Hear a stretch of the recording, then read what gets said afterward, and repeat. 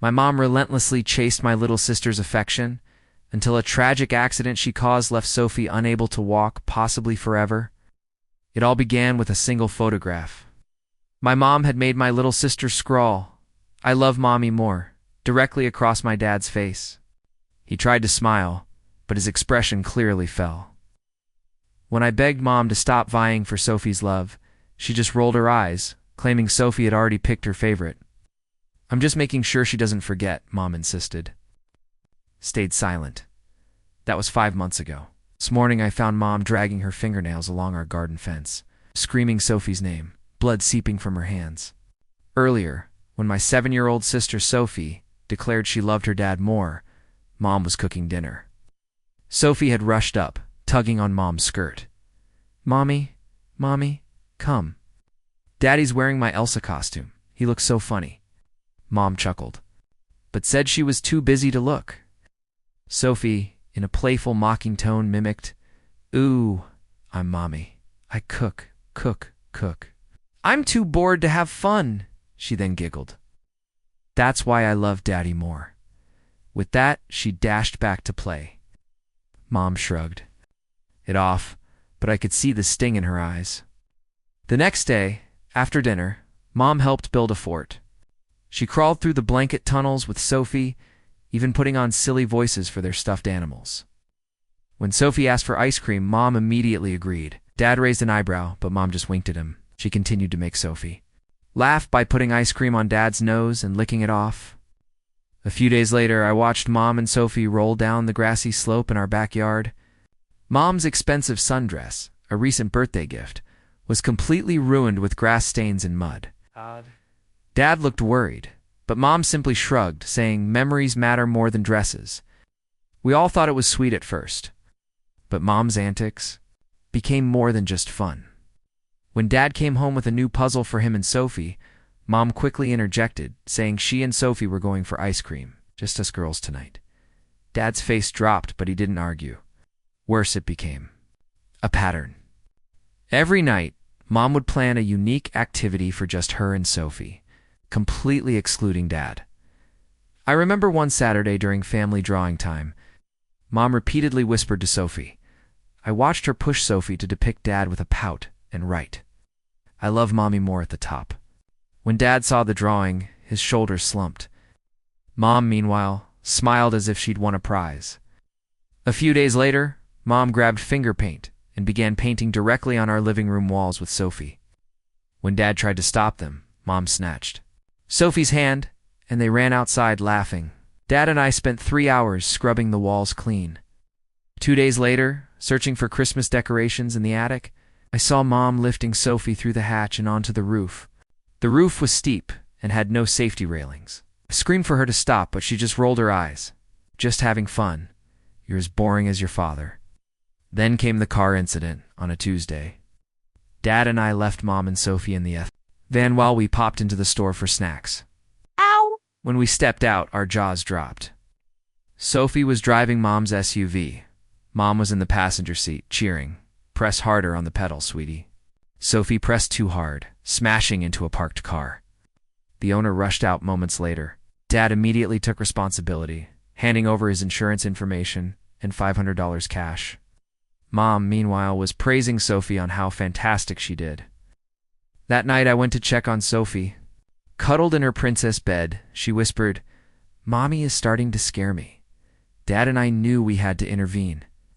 The next morning, we sat Mom down and explained how her unsafe behavior was frightening Sophie. Mom's face flushed red. "You're ganging up on the fun parent. Sophie loves me more now. She said so." We tried to reason with her, but she stormed off. The next day, Dad discovered Mom had emptied their entire savings account. $4,000 gone? He found the receipt. She'd bought a huge commercial-grade bouncy castle for the lawn. "Sophie will love this," she announced when confronted. A few days later, I came home from school to find Sophie in the backyard, holding Dad's axe. Blood trickled down her leg from a gash. Mom stood nearby, clapping. "Come on, sweetie. This is fun. Don't mind the cut. Tough girls don't cry." Sophie looked on the verge of tears. I took the axe, and Dad carried Sophie inside to bandage her leg. Mom followed, screaming at us for wrecking everything. That night, we sat Mom down and told her bluntly, either she stops or Dad and I leave. She scoffed at first, but realizing we were serious, she agreed to back down. That lasted 2 days. Then we got a call from Mom. She was sobbing so hard we could barely understand her. I messed up real bad. Come to the hospital now. We exceeded every speed limit to the ER, finding Mom in the waiting room, soaked and shaking. Through uncontrollable sobs, she explained, she'd taken Sophie to the old quarry for some swimming. She encouraged Sophie to jump from higher and higher rocks. After jumping from 20 feet and hurting her ankle, Sophie was scared. She told Mom she didn't want to jump anymore. Mom cried, saying she had a dreadful gut feeling and should have stopped, but she really wanted to be a fun mom. She practically coerced Sophie into jumping from the 30-foot cliff. The rock was wet and slippery. Sophie misplaced her footing mid-leap. She hit the shallow water incorrectly. Mom said there was a massive crack and Sophie wasn't waking up. She was alive when Mom carried her in, but doctors wouldn't make any promises. We waited at the ER for 12 agonizing hours. When the doctor finally appeared, he delivered the devastating news. Sophie's spinal cord was almost completely severed at L2. She might never walk again. It was the first time I'd ever seen Dad cry. After another hour, they let us see Sophie. Briefly, she was medicated but conscious. When she saw us, her gaze fixed on Mom. "You scare me, Mommy. Get away from me." A hospital security guard approached, asking Mom to leave. She started to resist, but Dad firmly took her arm and led her down the hallway. I stayed with Sophie, clutching her small hand, the medical equipment. Beeping around us, her eyes kept darting to the door, ensuring Mom wouldn't return. Through the window, I watched Dad's expression shift from grief to raw anger. His mouth clenched as Mom gestured wildly, seemingly trying to explain herself. She kept pointing back to Sophie's room, but every time she tried to return, Dad blocked her path. The doctor came back with a clipboard and began detailing Sophie's condition to me, the only family member present. He showed me x-rays on a tablet highlighting the injured vertebrae. The words partial paralysis and significant rehabilitation. Blurred. All I could see was Sophie's small figure in that enormous hospital bed. Dad returned alone 20 minutes later. His eyes were red, but his face was resolute. He kissed Sophie's forehead, whispering something I couldn't understand. Then he turned to me and motioned for us to step into the hallway. Outside Sophie's room, Dad pulled out his phone and started making calls. First, he called his mother, my grandma, asking her to come right away. Then he contacted his brother, Lucas, a contractor who lived 2 hours away. Each conversation was brief and urgent. Between calls, he kept glancing back at Sophie's room. Mom appeared at the end of the hall, attempting to approach again. I heard raised voices as a nurse intercepted her. Dad didn't even look up from his phone. He was scrolling through something, his face darkening with each swipe. Later that evening, Grandma arrived with an overnight bag. She hugged us both tightly before heading straight to Sophie's bedside. Sophie's features softened slightly when she saw her. Grandma had always been her safe haven, reading goodnight stories and baking favorite cookies. While Grandma sat with Sophie, Dad pulled me aside, showed me his phone screen. Mom had already posted about the horrific tragedy on social media, complete with crying emojis and requests for prayers. The responses were filled with sympathy and support. No one knew the truth of what had happened. Sophie woke up the next morning feeling more alert. Physical therapists arrived to evaluate her, gently moving her legs to test for sensation. Sophie winced, but felt nothing below her knees. The therapist took notes, explaining the long road ahead. Mom tried to visit again during the shift change, bringing a large teddy bear and balloons. The staff had clearly been told not to let her in without Dad's approval. She left the gifts at the nurse's station, and I watched her crying in the elevator as the doors closed. Dad's brother Lucas arrived that afternoon. The two men huddled in a corner of the waiting room, talking quietly. Lucas kept shaking his head and running his hands through his hair. I overheard snippets of their conversation about emergency custody and legal papers. Sophie underwent her first spinal surgery 2 days later. We waited in the surgery waiting room. Dad paced back and forth while Grandma knitted to keep her hands busy. Mom arrived midway through, but hospital security led her to a separate waiting room after Dad spoke with them. The procedure went smoothly, but the surgeon's update was grim. Sophie would need several months of physical rehabilitation. She might recover some function, but walking normally seemed improbable. Dad's fist tightened until his knuckles turned white. That night, while Sophie slept, Dad made more phone calls. This time, he contacted his bank, insurance company, and work regarding family medical leave. He was building something, preparing for something, but I wasn't sure what. Mom sent me dozens of text messages, baby pictures of Sophie, videos of them playing, and long essays about how sorry she was. I didn't respond. Every time my phone buzzed, I remembered Sophie's horrified expression as she told her mother to leave. On the fourth day, the social worker visited. She interviewed each of us separately, asking detailed questions about Sophie's home life and the circumstances leading to her injuries. It became clear that Mom's need for validation completely overshadowed her parenting judgment. She framed every interaction as a competition with Dad, rather than focusing on Sophie's genuine needs or safety. Dad had prepared a packet with printed screenshots of Mom's social media posts, bank statements showing depleted savings, and images of Sophie with the axe wound. Sophie began physical therapy while still in the hospital. The therapist helped her with simple exercises aimed at maintaining muscle tone in her paralyzed legs. Sophie tried so hard, her face crinkling in concentration, but her legs wouldn't obey. Mom snuck in during a shift change. I found her standing over Sophie's bed, stroking her hair and murmuring apologies. Sophie's monitor began beeping faster, and her heart rate spiked. She squeezed her eyes shut, pretending to be asleep. I hit the call button and told the nurse Mom wasn't supposed to be there. Mom whirled on me, her face contorted with rage. She accused me of poisoning Sophie against her, siding with Dad, and destroying their special bond. Security arrived before she could say anything else. Dad moved quickly after that. He met with a family lawyer Lucas had recommended, bringing all the evidence we'd gathered. Photos of the finger paint on the walls, the bouncy castle bill, medical records from Sophie's axe wound, and sworn statements from neighbors who'd seen Mom put Sophie on the roof. The house felt empty without Sophie's laughter. Dad and I took turns staying at the hospital, making sure someone was always with her. We packed her favorite books, stuffed animals, and anything else that might make the sterile room feel more like home. Mom's behavior worsened. She showed up at my school, hoping to convince me to talk to Dad on her behalf. She called Dad's workplace repeatedly until his boss intervened. She even called Sophie's teacher, spinning stories about how Dad was keeping her away from her daughter. One evening, while Dad was meeting with the lawyer, I sat with Sophie and ate dinner. She could only manage a few bites of hospital food. Quietly, she asked if she would ever walk again. I didn't know how to respond.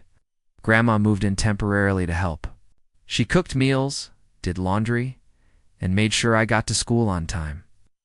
She also served as a guardian at the hospital, turning Mom away whenever she tried to visit during Dad's shifts. The medical bills started arriving. Even with insurance, the costs were enormous. Dad spent hours on the phone with billing departments, insurance companies, and the hospital's financial aid office. The stress was etched into the new lines on his face.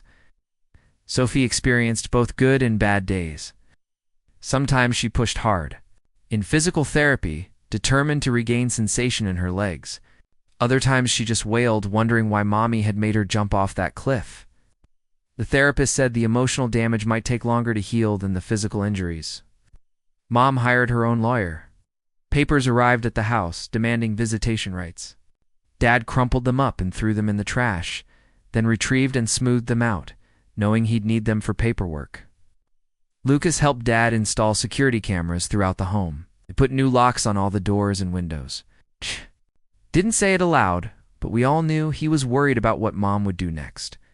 Sophie's 7th week in the hospital brought a tiny breakthrough. During therapy, she felt tingling in her left foot. The therapist cautioned us not to set our expectations too high, but Sophie smiled for the first time since the accident. Mom's social media posts became increasingly erratic. She published old photos of herself and Sophie with captions about being separated from her baby. She mentioned Dad's business, my school, and even the hospital. Dad documented everything, adding it to his growing file. The night before Sophie's discharge, we held a family meeting in her room. Dad explained she was coming home, but everything would be different. We had converted the dining room into a bedroom because she couldn't climb stairs. A wheelchair ramp was being built. Physical therapists would visit the house 3 times a week. Sophie listened carefully before asking if Mommy would be there. Dad knelt beside her bed and promised to keep her safe. She nodded, trusting him completely, but I saw the fear in her eyes. As we prepared to take Sophie home, I thought about how much had changed in just 2 months. Our family was broken, possibly beyond repair, but Sophie was alive, and that's all that mattered. The real battle had just begun. The wheelchair ramp installation crew arrived at dawn. I watched from the window as they measured and cut lumber, the roar of power tools drowning out the morning birds. I'd supervised every detail, checking angles and testing the surface. Sophie sat in her temporary wheelchair on the porch, her hands gripping the armrests. Mom's car pulled up across the street. She sat there for 20 minutes, just watching. Dad noticed but continued working with the crew. When Mom finally got out and approached, Dad stopped her on the walkway. Their conversation lasted less than a minute before Mom stormed back to her car and drove away. Sophie's first night home was tough. The hospital bed barely fit into the renovated dining room. She woke up crying 3 times, disoriented, and asking for help. Each time, Dad or I raced to her side. Grandma slept on the couch nearby, ready to assist. The next morning, we had our first home physical therapy session. Olivia, a patient woman, spent an hour working with Sophie, demonstrating exercises to help maintain muscle tone and prevent complications. Sophie struggled with each movement, sweat beading on her forehead. Mom tried another visit.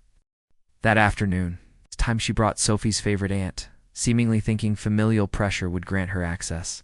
Dad stood firm at the door. The aunt looked uncomfortable, caught between family members. After they left, Dad found a gift bag on the porch with expensive toys and a note begging for forgiveness. I hesitantly returned to school, nervous about leaving Sophie. My teachers were aware of the situation and had given me assignment extensions. During lunch, I spotted Mom's car in the guest parking area. The principal later informed me she had tried to sign me out early, claiming a family emergency.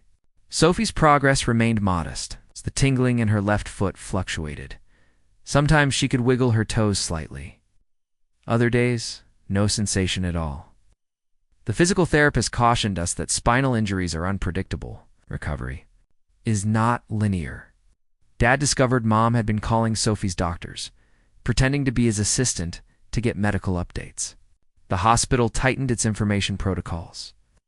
After that, only Dad could receive updates, and only in person with proper identification.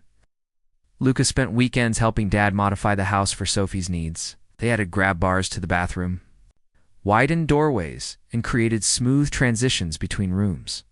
Sophie watched from her wheelchair, occasionally pointing out areas where she needed extra support. Mom's tactics evolved. She started sending gifts through delivery services, stuffed animals, books, art supplies. Each package contained messages expressing her love and downplaying the incident.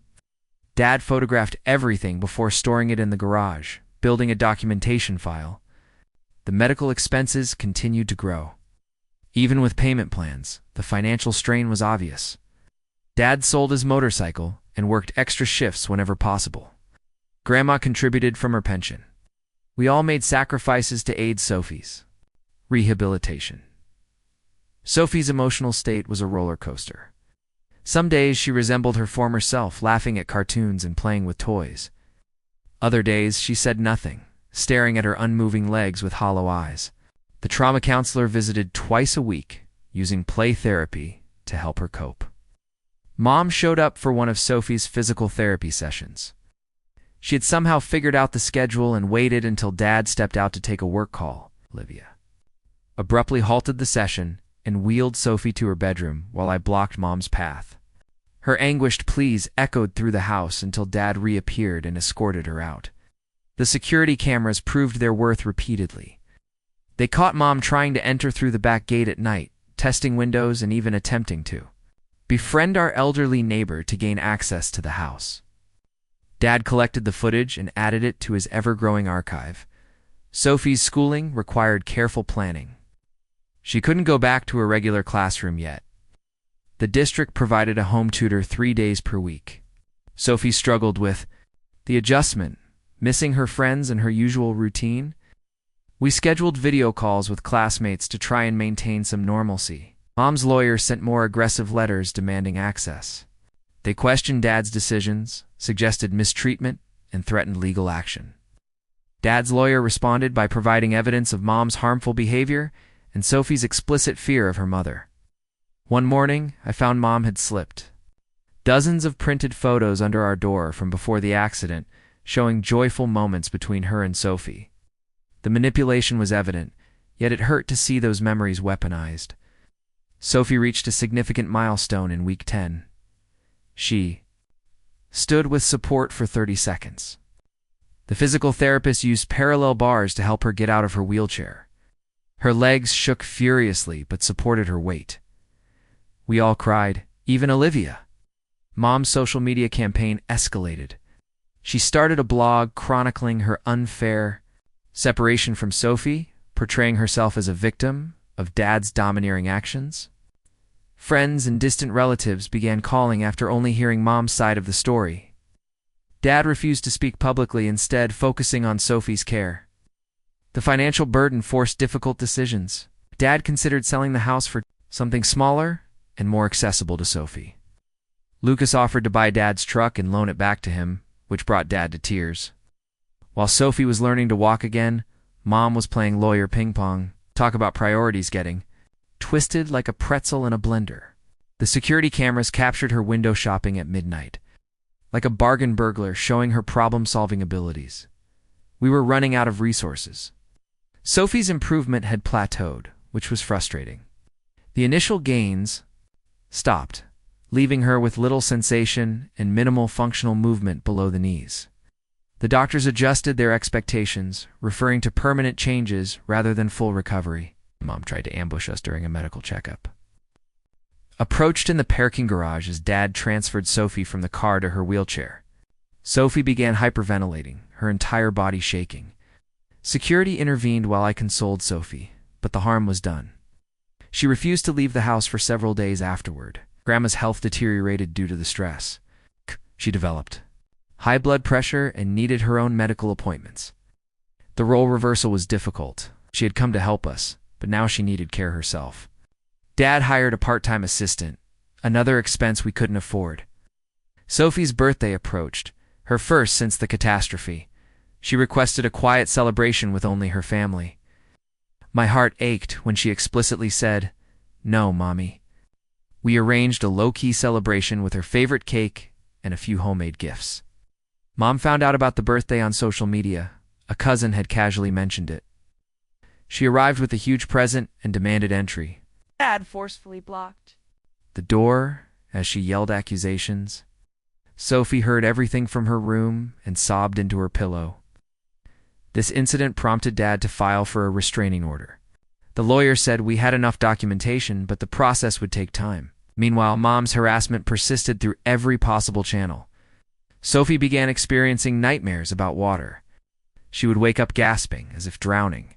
The trauma counselor increased their appointments, but progress was gradual. Alfie refused to take baths, opting instead for brief showers while grasping safety bars. Mom enlisted the help of flying monkeys, friends and family members who believed her story. They called frequently, left messages, and even showed up at our door. Each contact drained our energy and time, which we desperately needed for Sophie's care.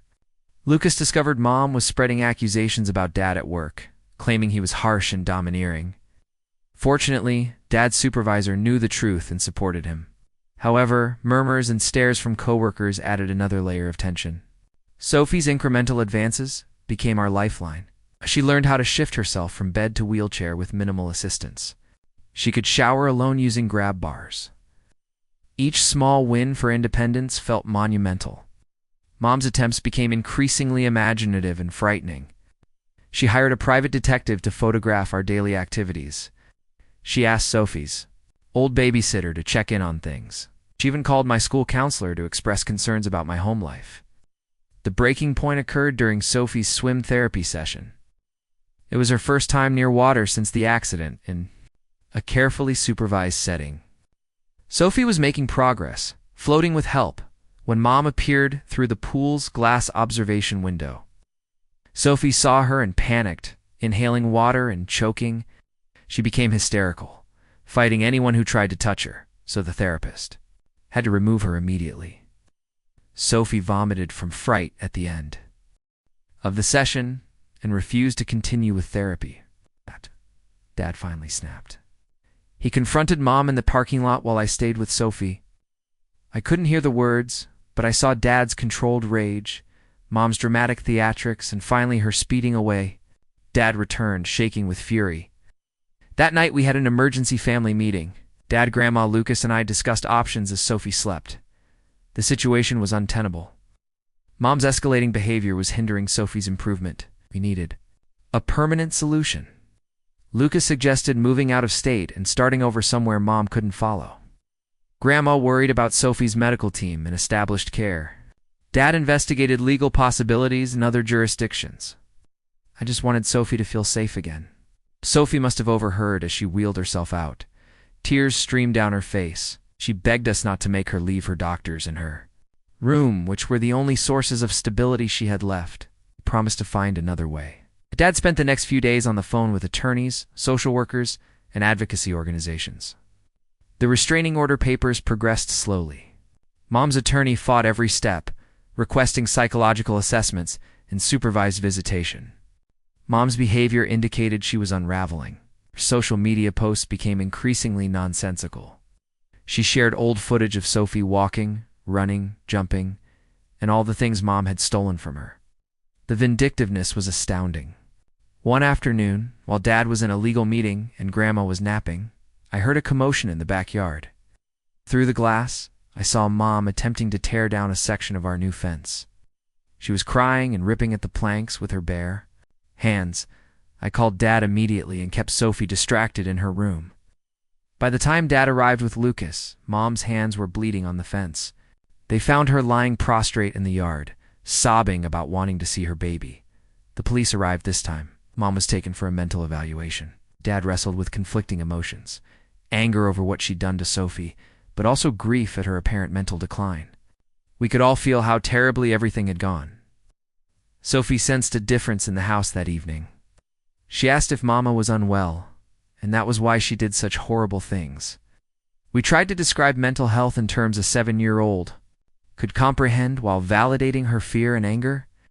The psychiatric hold lasted for 72 hours. During that time, we experienced something we'd almost forgotten: peace.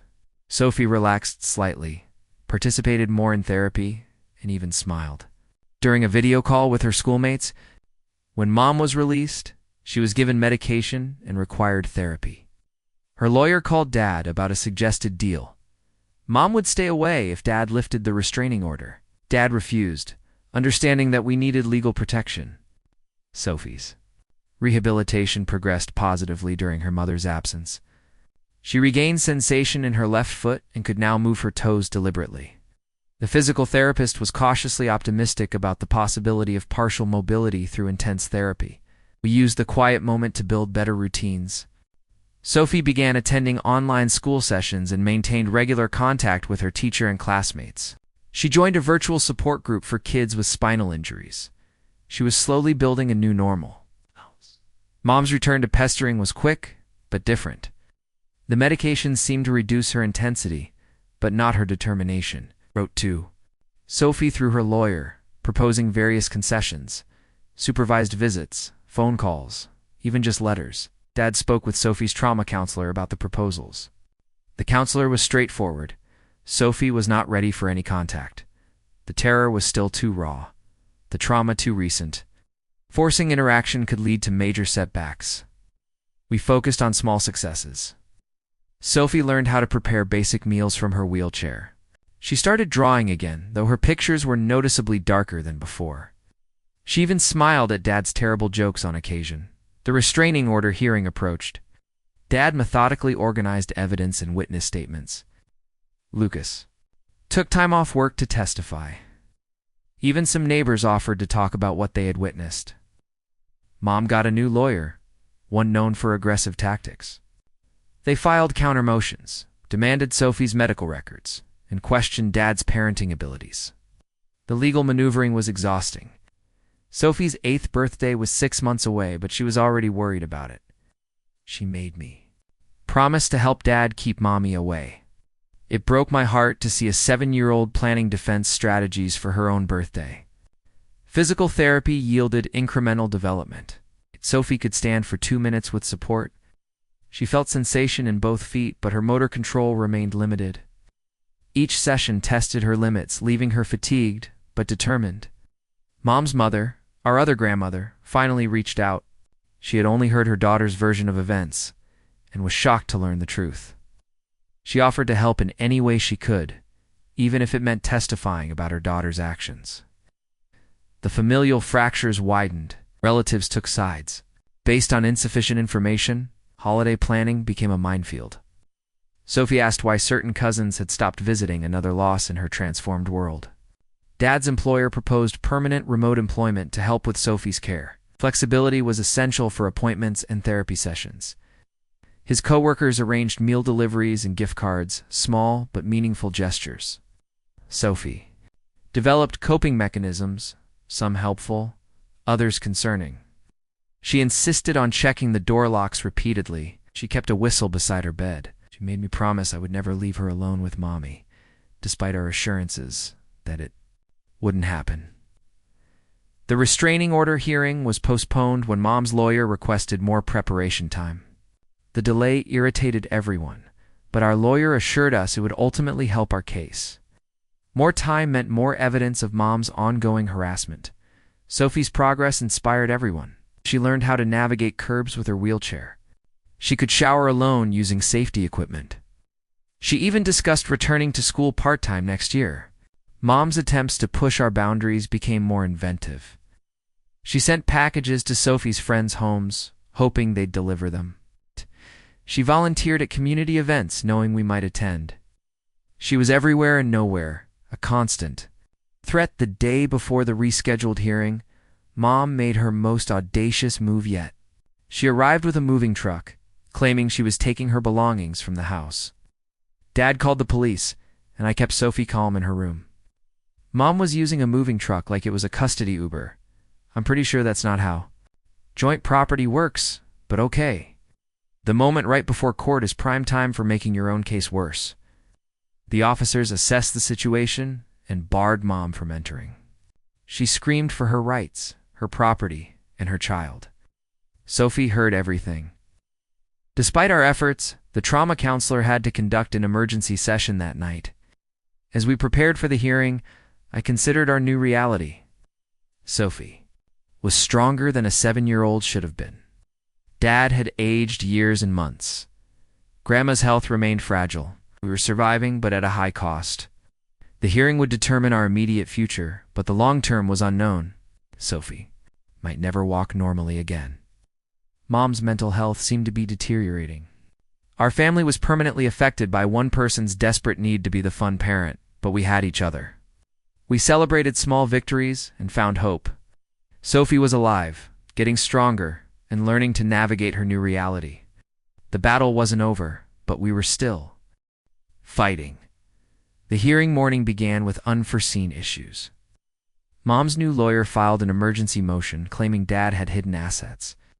The court adjourned hearings to review financial documents. Dad's hand shook as he gathered bank statements, tax returns, and receipts for every penny spent on Sophie's care. During the delay, Mom tried to contact Sophie's physical therapist.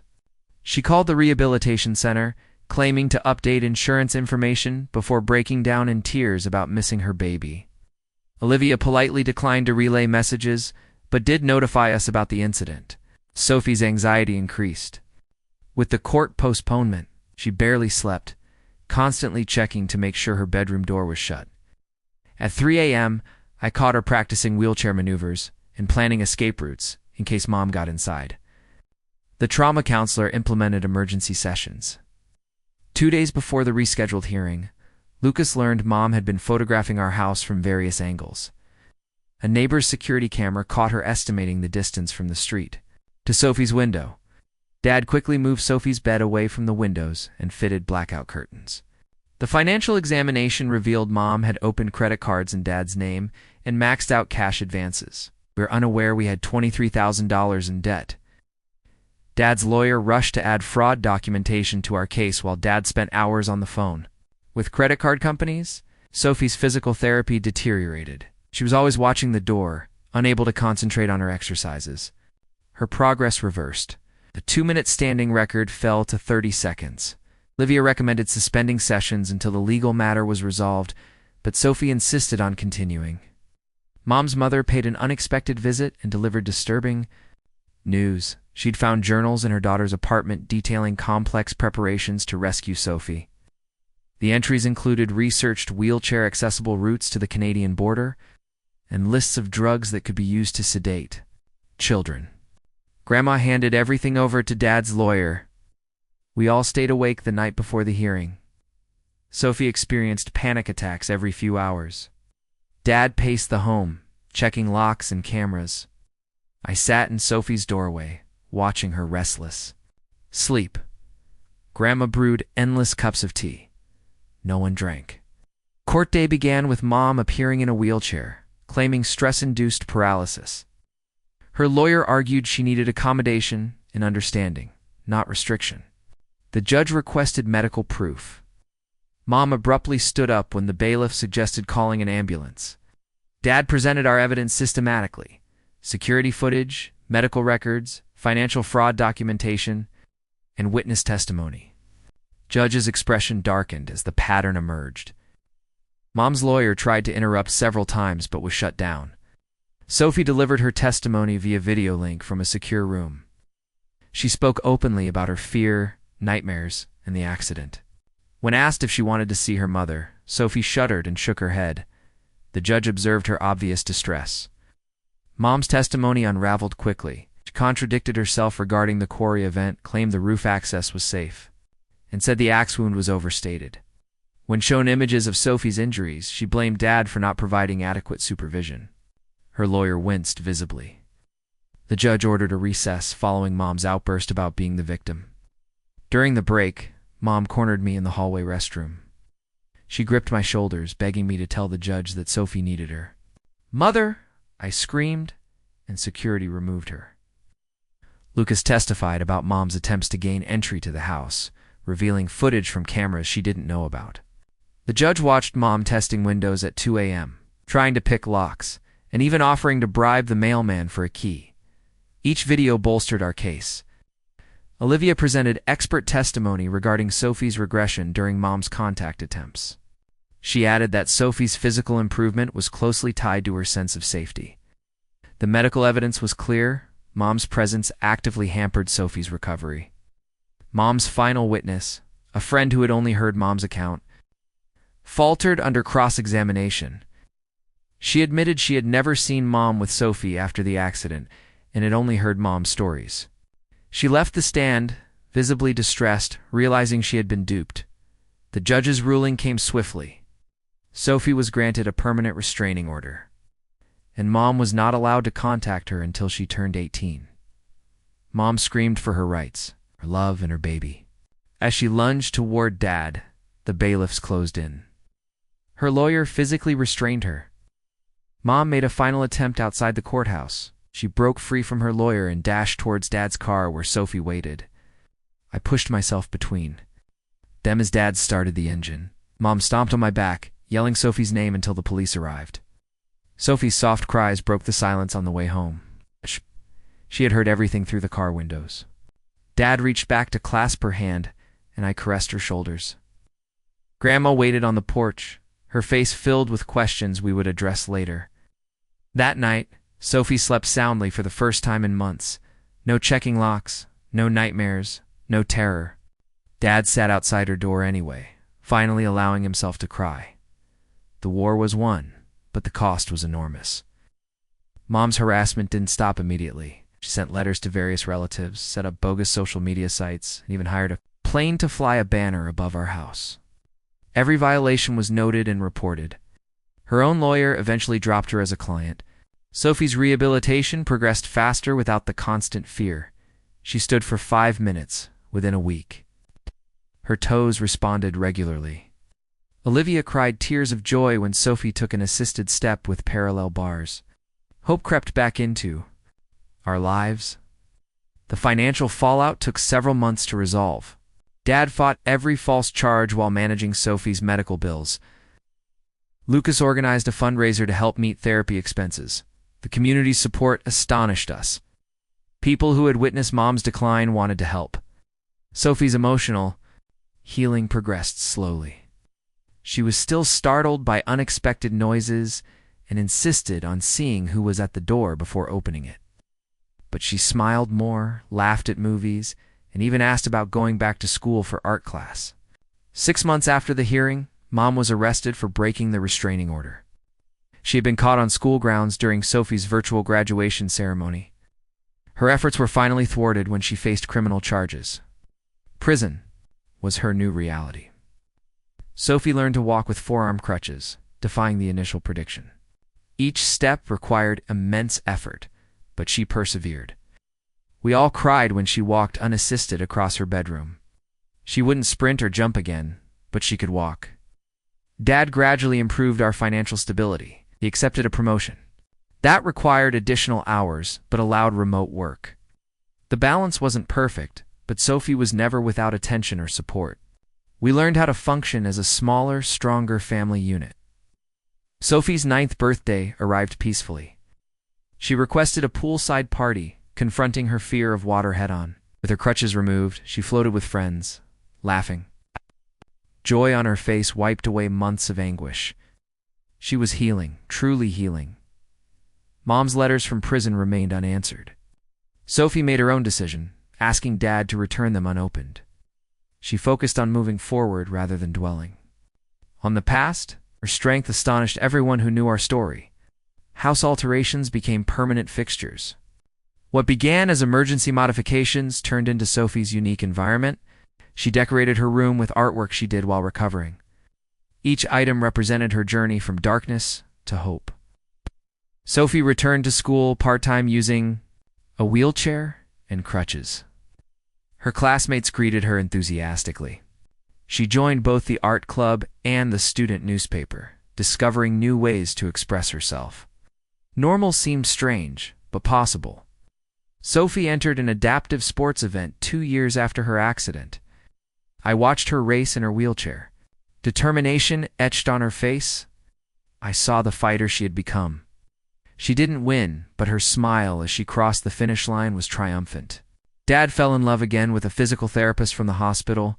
She recognized our family's scars and offered compassion and warmth, while Sophie approved after considerable thought, even asking if she could attend the wedding. Healing happened in unexpected ways. Mom's discharge day finally came, but we were prepared. Legal protections remained in place. Sophie, now 12, felt secure in her identity, despite the experience.